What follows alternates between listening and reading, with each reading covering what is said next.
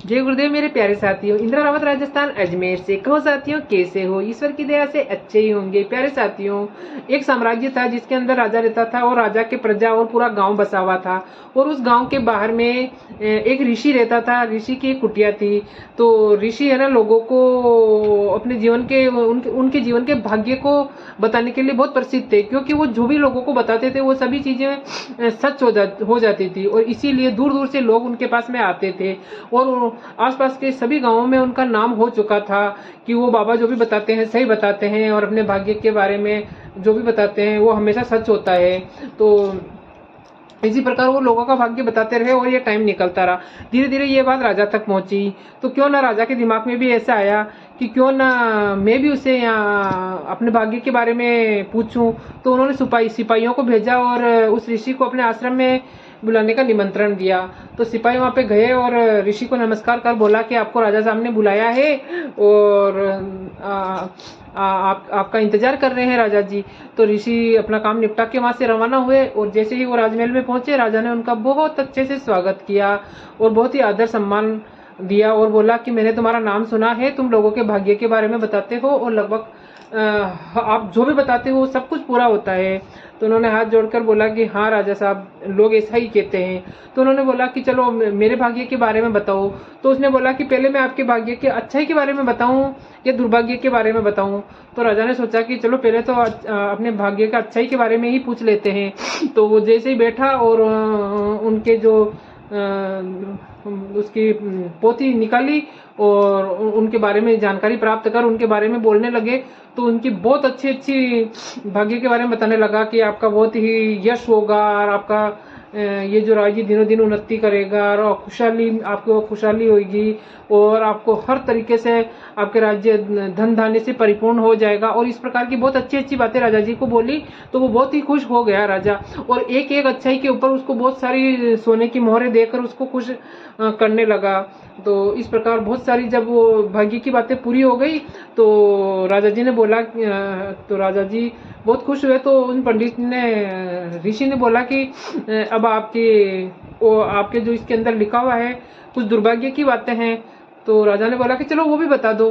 तो जैसे ही वो बताने लगे तो उसके अंदर दुर्भाग्य की बहुत ही विकट परिस्थितियां खड़ी हो गई कि वो ऐसे बोलने लगे कि आपके ऐसी बीमारी आएगी या आपके घर में कोई ऐसा भेदू आएगा जो अपने आपके राज्य की सूचना दूसरी जगह दे देगा। और इस प्रकार कुछ काफी सारी बातें ऐसी बोलने लगे।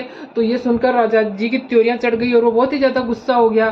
तो फिर किसी बात पर तो उनको इतना खतरनाक गुस्सा आ गया कि उन्होंने तलवार निकाल ली और उस ऋषि के सामने बोले कि तुम्हारी इतनी मजाल कि तूने मेरे को इस प्रकार की बातें मेरे को बोली है, अब मैं और कुछ भी नहीं सुनना चाहता हूँ। और उसने तलवार निकालकर उस ऋषि के सामने खड़ी कर दी और बोले कि बोल, तेरे मुंह से तू बोल कि तू अपनी मृत्यु का समय तय कर, तू अपनी मृत्यु का समय बता, बस मैं तेरे को इतना ही बोल सकता हूँ और कुछ नहीं बोल सकता हूँ।